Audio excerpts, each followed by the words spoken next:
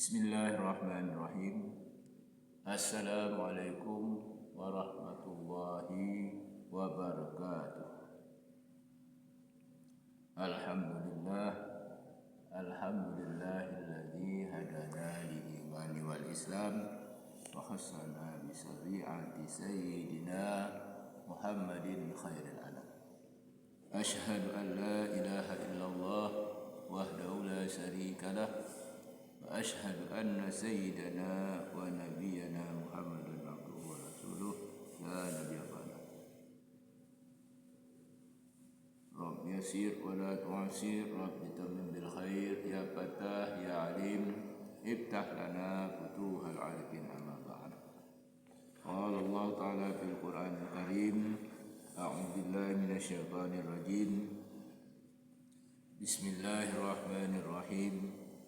Rabbi shrah li sadri wa yassir li amri wahlul 'uqdatam min lisani yafqahu qawli. Rabbi zidni 'ilman warzuqni fahman. Baiklah, membahas pengajian kita pada pagi yang cerah ini, pagi yang bawa berkah buat kita semua, karena kita telah dapat menunaikan solat subuh berjamaah. InsyaAllah dengan solat subuh berjamaah itu Allah memberi berkah dan rahmatnya tercurah kepada kita yang menunaikan ibadah solat itu tadi. Baiklah, kita melanjut pengajian kita tentang memindahkan atau menafsirkan bahasa Arab dengan bahasa kita atau pemahaman tentang Al-Quran Karim. Sebab Al-Quran Karim adalah pedoman hidup bagi orang-orang yang bertakwa, bagi orang-orang yang beriman. Jadi orang yang beriman dan bertakwa, Al-Quran adalah sumber kehidupan di dalam dirinya masing-masing. Baiklah, dahulu kita sudah membahas tentang orang-orang yang takwa.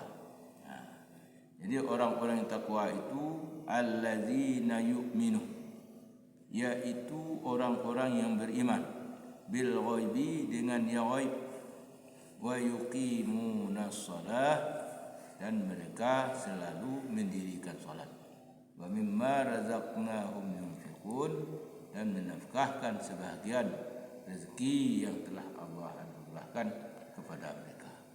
Nah, ini tugas orang-orang yang beriman itu. Yang pertama adalah beriman kepada yang ghaib. Yang ghaib ini seperti yang tidak nampak oleh mata kepala kita. Yang pertama, Allah Subhanahu wa taala. Allah itu ada di mana-mana. Ya. Di mana kita menghadap, situ ada Allah. Di mana kita melihat, di situ ada Allah. Umumnya Allah itu meliputi 7 petala langit dan 7 petala bumi. Nah, ini yang perlu kita pahamkan supaya apa? Supaya orang-orang ini menjadi orang yang bertakwa itu bukanlah mudah. Meyakini Allah itu dengan sepenuh jiwa raga, atau boleh sepenuh hati kita, boleh dikatakan sepenuh langit dan bumi. Kita meyakini bahwa Allah itu ada. Ini memahamkan yang ghaib. Nah, itu tentang Allah saja. Apalagi kita memahami tentang malaikat, ya, tentang neraka, tentang alam kubur. Banyak pahaman-pahaman tentang yang ghaib itu tadi. Kita yakin, beriman kepada yang ghaib. Alam kubur, kita ini akan mati, memasuki alam kubur. Di dalam kubur itu bermacam-macam siksa Allah, bermacam-macam nikmat Allah di dalam kubur. Kenapa? Nah, ya, di dalam suatu syair Imam Maliki yang berbunyi, Imam Maliki ini berasal dari orang desa, ya. Imam Maliki desa Lubur Sab, kecamatan Ciengge. Imam Maliki. Jadi Imam Maliki ini tidak saya lupakan. Karena apa? Sahabat saya yang beri ilmu ini tentang syair orang di alam kubur. Nah, syairnya begini. Di dalam kubur tempatnya megah, tempatnya orang mendapat barakah. Itulah balasan orang makrifah, masa di dunia rajin beribadah. Mungkar dan nakir lalu datang bertanya, si fulan bangkit lalu tertawa. Apalah saja hendak ditanya, si fulan menjawab dengan sebenarnya. Perahu kecil muatannya 2, hendak menyeberang ke alam baka. Menanti muatan jikalau ada, tiada muatan berlayar juga.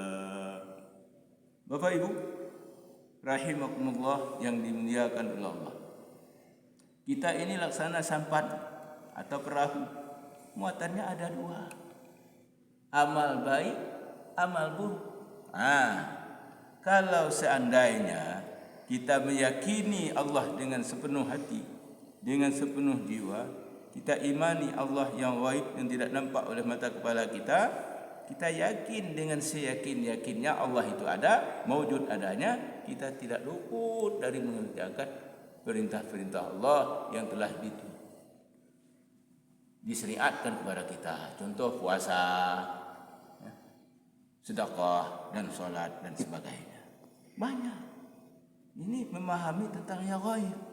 Jadi malaikat mungkar nakir yang menanya kita di alam kubur, gaib, kita yakin dengan seyakin-yakinnya. Nah, untuk mendapat ilmu hakul yakin ini lain tidak bukan kita harus mengenal Allah. Itu i'rif nafsaka ya insan ta'rif rabbak. Hai manusia, kenalilah dirimu, maka engkau akan mengenal Tuhan kamu. Nah, ini. Jadi apabila kita sudah kenal dengan Allah yang menciptakan 7 petala langit dan 7 petala bumi tadi, nah disinilah timbul kita mau datang ke masjid untuk solat berjamaah. Ya, karena apa? Kita tahu solat berjamaah itu pahalanya lebih besar daripada solat sendirian. Nah, kenapa kita sekarang banyak malas datang ke masjid? Karena kita tidak kenal yang gaib ini. Kita harus kenal yang nyata saja. Seperti yang nyata, ya, kenal dengan si Anu bin si Anu. Tahu kita orang itu pintar, orang itu pandai, orang itu bagus. Kenal dengan yang nyata. Ini yang nak kita kenal, ini yang gaib, yang tidak nampak oleh mata kepala kita. Tapi ingat, mata batin kita lantang melihat Allah Subhanahu wa taala. Bahwa ma'akum aina ma kuntum wa huwa sami'un. Dia Allah beserta kamu di mana saja kamu berada, situ adanya Allah Subhanahu wa taala. Nah, itu memahami yang gaib. Wa yuqimuna shalah. Nah, jadi orang yang bertakwa ini, orang yang beriman ini, dia selalu mendirikan salat. Bukan salat wajib saja yang didirikannya. Mulai dari salat sunat, ya. Sunat ini banyak macam, Pak. Ada sunat wajib, ada sunat duha, ada sunat tahajud, ada sunat qabliyah dan ba'diyah. Banyak sunat yang kita laksanakan. Tapi kalau orang yang bertakwa, dia selalu mengerjakan yang sunat-sunat. Bukan sekadar salat yang wajib saja. Nah, itu tentang salat. Karena apa? Salat ini membedakan antara orang-orang yang ghairul iman dengan orang yang beriman. Kalau dia mengaku beriman tapi dia tidak pernah sholat, itu bukan orang beriman, itu orang dusta, itu dikatakan orang munafik, al-munafiqun. Orang munafiqun. Orang munafiqun ini diletakkan oleh Allah, ditempatkan oleh Allah asfal minan nar, di bawah api neraka. Kerak jadi api neraka. Di atas itu orang Yahudi, orang kafir dan sebagainya. Di bawah itu orang munafiqun. Nah, naudzubillah min dzalik. Ya, sampai kita terjadi golongan orang-orang munafik. Nah, setelah itu orang-orang yang beriman dan bertakwa kepada Allah ini, dia tidak segan-segan, Bapak Ibu, menafkahkan sebahagian rezeki yang telah dia peroleh dengan usaha dan bermacam-macam, dia mendapat rezeki yang diridho oleh Allah, dia bagikan pula ke jalan Allah. Dia bagi ke jalan Allah. Ya, kita punya rezeki, jangan kita makan sendiri. Ya, jangan kita makan sendiri. Kita bagi-bagi kepada duapak-duapak, orang-orang yang miskin, orang-orang yang kelantar dan sebagainya. Kita bagikan harta kita itu. Kenapa? Itulah harta yang bermanfaat, harta yang membela kita apabila kita sudah almarhum atau almarhumah telah berpulang ke rahmatullah, ya. Bapak Ibu rahimakumullah yang dimuliakan Allah. Nah, langkah yang kedua, langkah yang ketiga lagi. Langkah yang ketiga, alladzina yu'minuna bima unzil ilaika wa ma unzila min qablika wa bil akhirati hum yuqinun. Jadi orang-orang yang bertakwa itu alladzina yu'minu, dan mereka beriman bima unzil, dengan barang yang telah diturunkan ilaika, kepada engkau. Ya, ilaika, kepada engkau. Mana yang telah diturunkan kepada kita? Ya, kitab Al-Quran ini. Kita beriman kepada kitab Al-Quran yang telah diturunkan ilaika, kepada engkau, kepada kita ini. Jadi kita yang beriman, rindu kita kalau kita lepas Al-Quran ini, seolah-olah kita melepaskan makanan yang ada di genggaman kita, di tangan kita.